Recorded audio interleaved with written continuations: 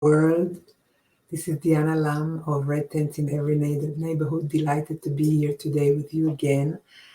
Today I'd like to address Monica's question, who wrote from Chile to ask how often should she hold a red tent. So first of all, I want to bring the rule of thumb: there is no shoulds in red tents. Unlike many other global movements, the Red Tent is a grassroots movement that comes from us. There isn't a pope, there isn't a higher authority that we consult. We consult each other and ourselves, our own hearts and wombs, first of all. So there isn't one rule of thumb of how often. Some women do it once a month, some more often, twice a month, some seasonally, maybe once every 3 months. So it depends on you, but not just on your whim. I'd like to invite you to ask yourself, how often would you go to a red tent? Would you go weekly? If you would, then try it weekly. If you think that your life is way too busy and you can't see yourself going to a red tent every week, then don't expect other women to do the same. So then how often would you go? Would you go once a month? If that's the case, then maybe invite women once a month. You can do whatever you are moved to do as a participant, even when you hold a red tent as a facilitator or a leader. It is you as a sister in the red tent that is the inner authority.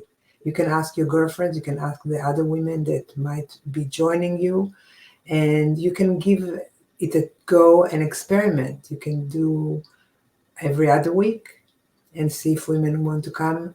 You can bring the first group of red tent women that you gather to, at the closing of the red tent, to a questionnaire and ask them, how often would you like to go? How often would you come if I held this every other week? Would you come if I held this every month? Would you come if I held this every season? Would you come? So I really want to impress upon us that there isn't a higher authority and there isn't a should. So when the should is in the body of the question, how often should I hold a red tent, there are really no shoulds. There aren't things that should happen in the red tent. There isn't the frequency that should happen. There isn't a look of the red tent that should be looking this way or another. I'll tell you what I do, but it's personal. And it's for you to find your own flavor of the red tent. Obviously red.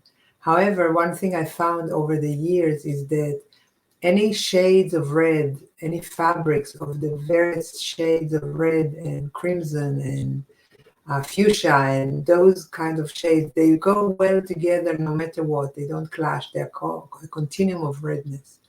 So you can bring fabrics that are different shades of red. You can drape them around your living room. You can drape them around on trees out in nature. You can drape them on inside a tent that may not be red to begin with. There aren't hard and fast rules. There is the willingness to experiment and the willingness to be there with your sisters, exploring together, realizing that there are no experts, but that it's an exploration that happens together. So I would like to invite you to explore for yourself as a participant and as a leader what works for you and what works for your sisters.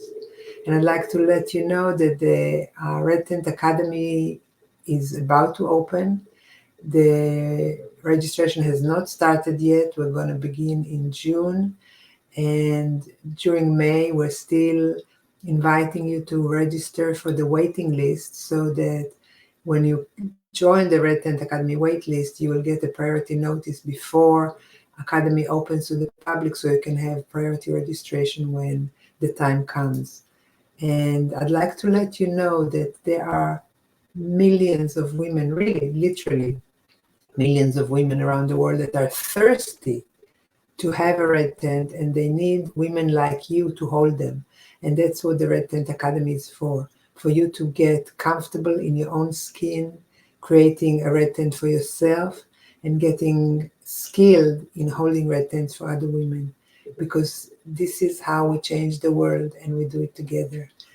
Many blessings for you now. I'll see you next time. This is DeAnna. Be well. Together, we are changing the world.